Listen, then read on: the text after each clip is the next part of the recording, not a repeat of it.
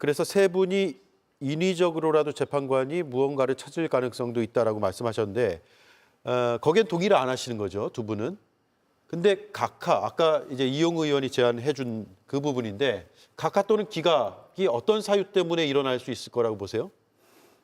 아까 말씀하신 여러 가지 사유들이 처음부터 있었습니다. 그 소추 사유를 뺐다든가. 예.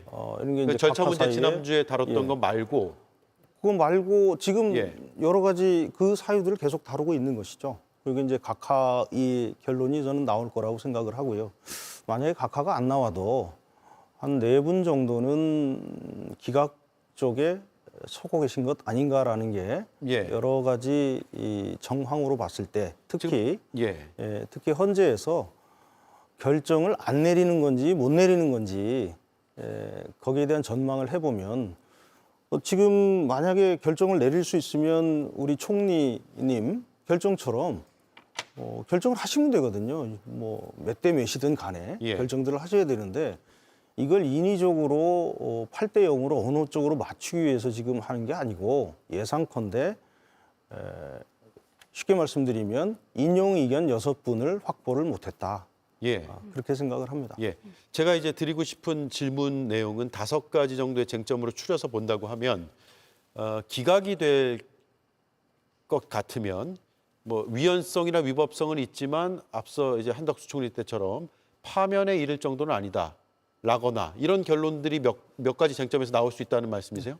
한두 분은 각하 의견을 내실 수 있고요. 예. 그리고 또 한두 분은 기각 의견을 내실 수 있기 때문에 기각 의견을 내시는 분은 5가지 쟁점, 그러니까 내란 죄를 제외한 5가지 쟁점에 대해서 모두 뭐 기각 의견을 내시고 계실 것이고, 특히 이게 위헌 위법인지와 중대성을 따지는 거니까 그게 어디서 위헌 위법인지를 별로 따질 이유가 없다. 그래서 5가지 이 문제에 대해서 모두 기각 의견을 한두 분은 내고 계신 것 같고, 예. 또 이렇게 늦어지는 걸로 봐서는 한두 분은 각하 의견을 내시면서 이게 이제 서너 분이 나머지 4-5분하고 의견이 부딪혀서 이제 이 의원님 말씀하신 대로 이거 빨리 선고하기가 굉장히 어려운 지경 아닌가 그렇게 예상하고 있습니다.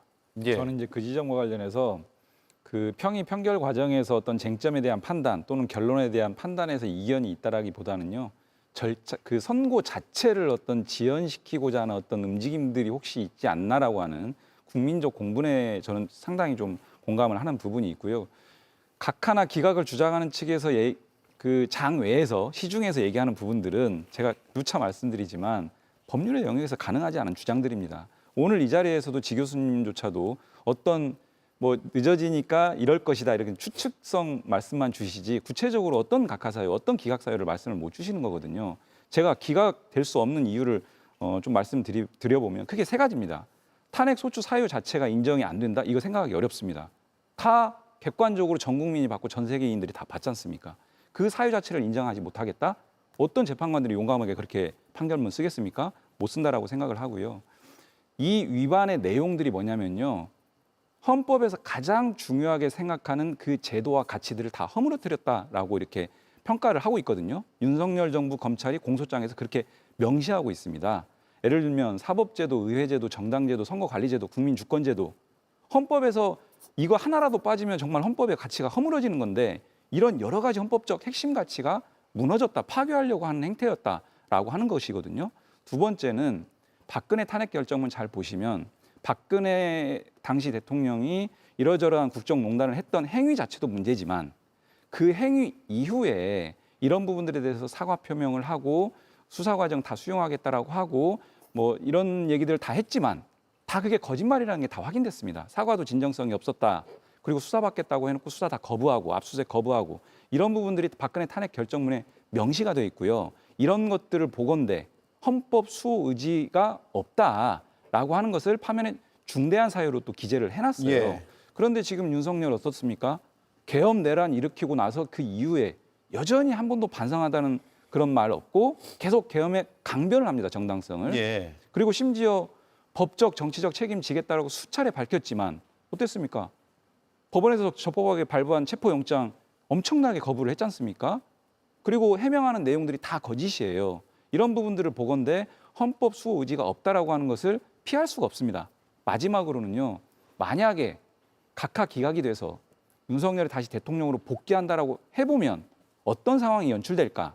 최근에 언론에서도 2차 계엄 얘기 나오지 않습니까? 국민들 그 우려하고 있지 않습니까? 그리고 두 번째는 뭐냐면요.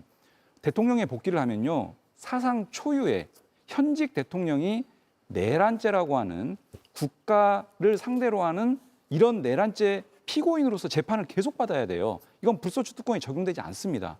이런 상황이 연출될 게 뻔한데 과연 대통령으로 헌법재판관들이 복귀시키는 결정을 할 것이냐? 예. 전혀 안 할 것이다.